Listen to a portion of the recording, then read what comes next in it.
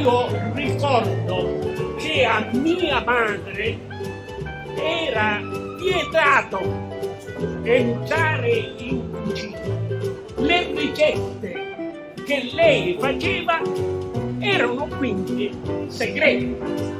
Mi viene da ridere, ma in tutte le famiglie si diceva come si diceva nella mia famiglia. Ora sta scaccia, ma come la faccia a buonarla, mio madre? No.